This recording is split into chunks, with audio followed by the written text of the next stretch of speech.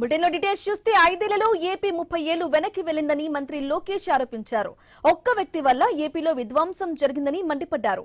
రైతులకు సంఖ్యలు వేసి జైలుకు పంపారని గుర్తు చేశారు.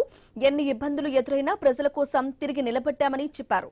5 ఏళ్లు పోరాడి మళ్లీ అధికారంలోకి వచ్చామని అన్నారు. రైతుల త్యాగానికి ప్రతిరూపమే అమరావతి అని లోకేష్ కొనియాడారు. సీఎం చంద్రబాబు పిలుపుతో రైతులు 1000 ఎకరాలను రాజధానికి ఇచ్చారని చెప్పారు. ఈ అసెంబ్లీ సమావేశం చరిత్రలో నిలిచిపోతుందని కొనియాడారు. రాజధాని ఎక్కడికి వెళ్ళిపోదని ఆయన చెప్పారు అధ్యక్ష.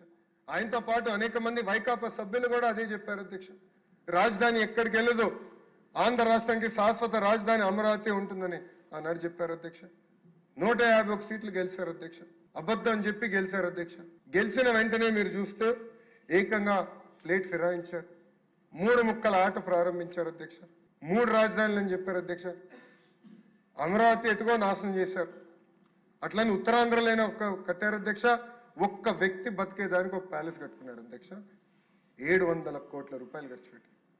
అంతేగాని ఒక్క అభివృద్ధి కార్యక్రమం చేయాలి, ఒక్క పరిశ్రమ తీసుకురాలేదు అధ్యక్ష. మంగళగిరి నా సొంత నియోజకవర్గానికి సంబంధించిన రైతులు అధ్యక్ష సంఖ్యలేసి భూములు త్యాగం చేసిన రైతులకి సంఖ్యలేసి ఆనాడు జైలుకి పంపించే రోజులు చూసాం అధ్యక్ష.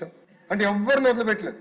రైతులపైన కేసులు పెట్టారు, ప్రతిపక్షంలో పోరాడుతున్న ప్రజాప్రతినిధులపైన కేసు పెట్టారు, ఇంకా మీడియా మిత్రులపైన కూడా ఆనాడు కేసులు పెట్టి ఎట్టి పరిస్థితి గొంతు నొక్కాలని ప్రయత్నించారు అధ్యక్ష. అధ్యక్ష, మీరు కూర్చున్న స్థానంలోనే ఆనాడు తమ్మినేని సీతారామ గారు కూర్చుని ఏకంగా అమరావతిలో ఉన్న మహిళల్ని వయసులతో ఆనాడు పోల్చారు అధ్యక్ష. వయసులతో ఆనాడు పోర్చారు అధ్యక్ష.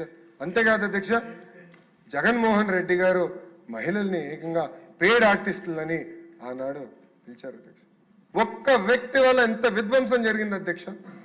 5 సంవత్సరాలు కాదే 30 సంవత్సరాలు మనం వెనక్కి వెళ్ళాం అధ్యక్ష. ఈరోజు ఒక పక్కన టీజీ భరత్ గారు, ఇంకో పక్కన ఐటీ శాఖ మార్చులుగా నేను పారిశ్రామికవేత్తలను కలిస్తే అధ్యక్ష, వాళ్ళందరూ ఒకటే అడుగుతున్నారు, మీరు గ్యారంటీ ఇస్తారా మళ్ళీ జగన్మోహన్ రెడ్డి అనే వ్యక్తి ముఖ్యమంత్రి అవడని.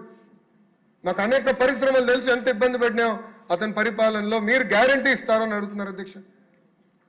అధ్యక్ష, భారతదేశంలో 100 రూపాయలు పెట్టుబడులు వస్తే 25.3 రూపాయలు ఆంధ్ర రాష్ట్రానికి రోజు వస్తున్నాయి అధ్యక్ష. అది 50 రూపాయలు అయ్యేది అధ్యక్ష. జగన్మోహన్ రెడ్డి అనే వ్యక్తి లెక్కనుంటే 50 రూపాయలు అయ్యేది. ఎందుకంటే అందరూ అడుగుతున్నారు, మమ్మల్ని 50% మంది అడుగుతున్నారు, మీరు గ్యారంటీ ఇస్తారా మళ్ళీ అలాంటి వ్యక్తి తిరిగి రావడం అధ్యక్ష.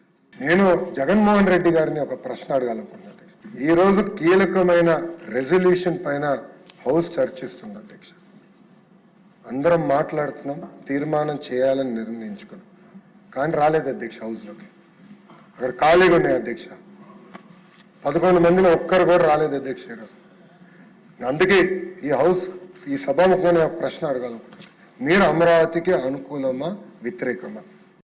మీరు ఆంధ్రప్రదేశ్కి అనుకూలమా వ్యతిరేకమా? ఎందుకు ఈ ప్రశ్న అడుగుతున్నా అంటే అధ్యక్ష, నేను బెంగళూరులో ఉన్నాను అధ్యక్ష. ఈరోజు ఇంత కీలకమైన బిల్ పైన చర్చ జరుగుతుంటే జగన్మోహన్ రెడ్డి అనే వ్యక్తి బెంగళూరులో పడుకుంటున్నాడు, లైవ్లో టీవీ చూస్తున్నాడు. ఆత్మలే చెప్పాలి అధ్యక్ష.